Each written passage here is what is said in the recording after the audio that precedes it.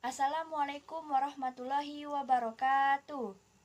Perkenalkan, kami dari kelompok 2. Izinkan kami untuk memperkenalkan diri terlebih dahulu. Perkenalkan, nama saya Putri Tiara. Nama saya Faizatul Munah. Nama saya Rindiani Rizkana Yunija. Dan saya Asri Wijiastuti. Pada presentasi kali ini, kami akan membahas materi tentang sumber ajaran agama Islam. Sebelum kita memulai presentasi pada hari ini, ada baiknya terlebih dahulu kita berdoa. Raditu billahi rabba wa bil islami dina wa bil muhammadin nabiyya wa rasulullah. Rabbi zidni ilman warzuqni fahman. Amin. Baiklah, pemaparan materi pertama akan disampaikan oleh saya sendiri. Di sini saya akan menjelaskan mengenai sumber ajaran Islam. Sumber ajaran Islam adalah segala sesuatu yang dapat dijadikan acuan, pedoman, atau dasar dalam menjalankan syariat Islam. Banyak sumber-sumber ajaran Islam yang digunakan pada zaman sebelum munculnya agama Islam, pada masa Rasulullah, hingga pada zaman modern sekarang ini. Sumber-sumber yang berasal dari agama Islam merupakan sumber yang telah dibuktikan kebenarannya, yaitu bertujuan untuk kemaslahatan umat manusia. Sumber-sumber ajaran Islam merupakan sumber ajaran yang sangat luas dalam mengatasi permasalahan seperti bidang akidah, sains, teknologi, ekonomi, sosial, dan lain-lainnya. Islam sangat mendukung umatnya untuk mempelajari ilmu pengetahuan, terutama yang bersumber dari sumber ajaran Islam, yaitu Al-Quran, Sunnah, Qiyas, dan Ijtihad. Namun permasalahannya di sini adalah banyak umat Islam yang belum mengetahui betapa luas dan lengkapnya sumber-sumber ajaran Islam guna untuk membuat umat Islam maju dalam bidang ilmu pengetahuan. Seperti diketahui, Al-Quran merupakan sumber ajaran yang bersifat pedoman, pokok, dan global. Sedangkan penjelasannya banyak diterangkan dan dilengkapi oleh sunnah. Tapi, sesuai dengan perkembangan zaman, banyak masalah-masalah baru yang tidak terdapat di dalam Al-Quran dan sunnah. Dengan demikian, ijtihad sangat dibutuhkan sebagai salah satu metode dalam menerangkan suatu persoalan yang tidak ada atau secara jelas tidak ada di dalam Al-Quran dan Sunnah. Kami dari kelompok 2 akan menjelaskan tentang sumber ajaran Islam. Sumber ajaran Islam adalah sesuatu yang dapat dijadikan sebagai pedoman dasar dalam menjalankan syariat Islam. Sumber ajaran Islam ada 3. Yang pertama adalah Al-Quran, yang kedua adalah Sunnah, dan yang ketiga adalah ijtihad. Di sini saya akan menjelaskan tentang Al-Quran. Al-Quran adalah firman Allah Subhanahu wa Ta'ala yang disampaikan kepada Nabi Muhammad SAW dengan perantara malaikat Jibril. Al-Quran diturunkan secara berangsur-angsur selama 22 tahun, 2 bulan, 22 hari. Al-Quran terdapat 114 surat dan 6.666 ayat.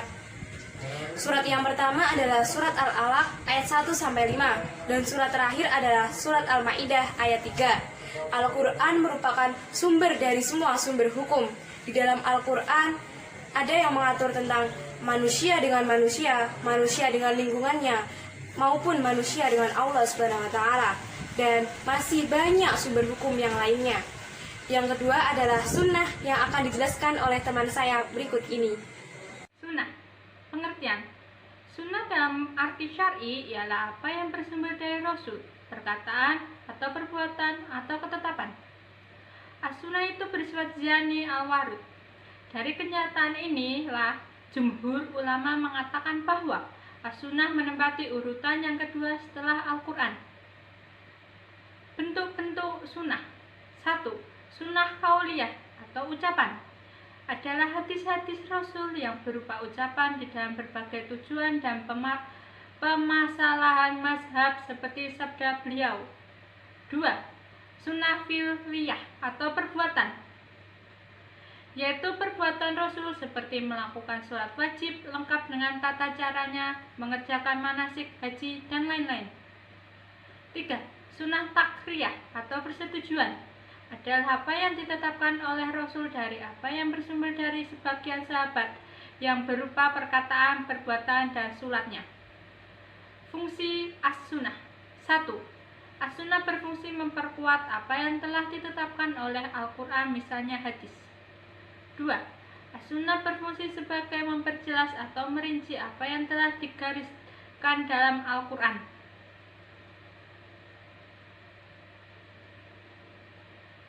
3. As-sunnah berfungsi sebagai menetapkan hukum yang belum diatur dalam Al-Quran. Pembagian as-sunnah berdasarkan sanad. A.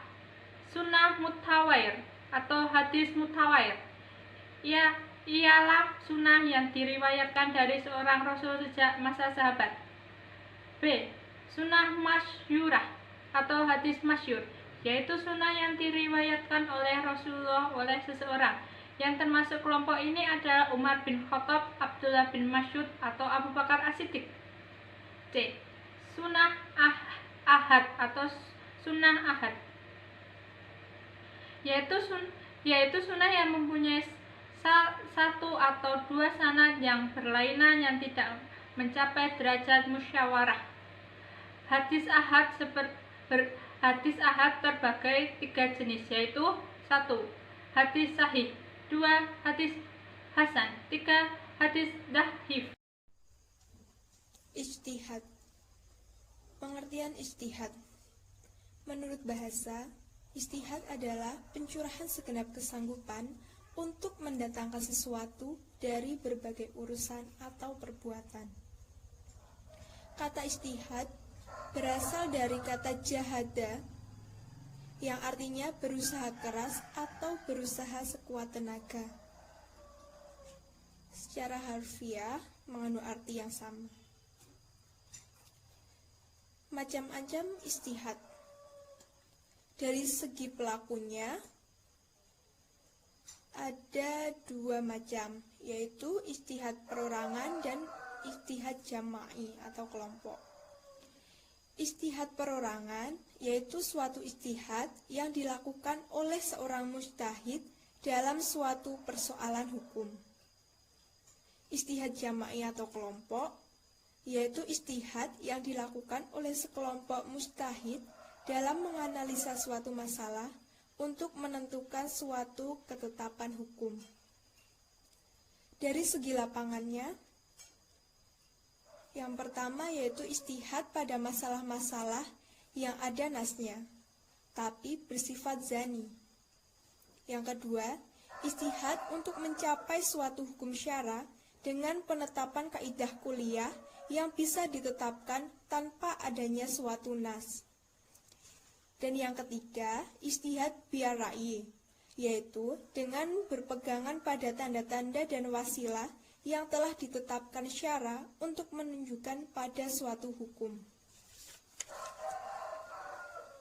Kedudukan ijtihad. Kedudukan ijtihad ada 4, yaitu hasil tidak mutlak atau relatif dan masih bisa berubah. Hasil tidak berlaku umum, dibatasi tempat, ruang, dan waktu. Harus mempertimbangkan motivasi, akibat, dan kemaslahatan umum atau umat. Hasil tidak boleh berlaku pada persoalan ibadah mahdhah. Selanjutnya yaitu metode ijtihad. Yang pertama yaitu qiyas, artinya reasoning by analogy. Makna aslinya yaitu mengukur, membandingkan, atau menimbang dengan membandingkan sesuatu. Yang selanjutnya adalah ijma atau konsensus. Kata ijma berasal dari kata jamun, yang artinya menghimpun atau mengumpulkan. Ijma mempunyai 2 makna, yaitu menyusun dan mengatur suatu hal yang tidak teratur. Yang selanjutnya yaitu ihtisan, artinya preference. Makna aslinya menganggap baik suatu barang atau menyukai barang itu. Menurut terminologi para ahli hukum, berarti menjelaskan keputusan pribadi yang didasarkan atas kepentingan umum atau kepentingan keadilan. Selanjutnya, Masjahat al-Mursajat, artinya keputusan yang berdasarkan guna dan manfaat sesuai dengan tujuan hukum syara, dengan menolak mafsadat atau mengambil suatu manfaat dari suatu peristiwa. Kemudian contoh-contoh dari metode ijtihad. Qiyas. Masa Nabi belum ada persoalan padi. Dengan demikian diperlukan ijtihad dengan jalan qiyas dalam menentukan zakat. Ijma atau konsensus tentang bagaimana masalah keluarga berencana. Masjahat al-mursajat atau maslahah mursalah, yaitu tentang khamar dan judi. Dalam ketentuan nas bahwa khamar dan judi itu terdapat manfaat bagi manusia, tetapi bahayanya lebih dari manfaatnya. Dari sebuah nas dapat dilihat bahwa suatu masalah yang mengandung maslahat dan mafsadat didahulukan menolak mafsadat. Untuk itu, terdapat kaidah menolak kerusakan lebih diutamakan daripada menarik kemaslahatan. Di samping itu, masih ada metode ijtihad lain seperti istidlal, al-urf, dan istihab. Istidlal atau sudut dzariyah, tindakan dalam memutuskan suatu yang mubah menjadi makruh atau haram demi kepentingan dan kemaslahatan umat. Al-urf, segala sesuatu yang dikenal manusia karena telah menjadi kebiasaan, adat, ataupun tradisi.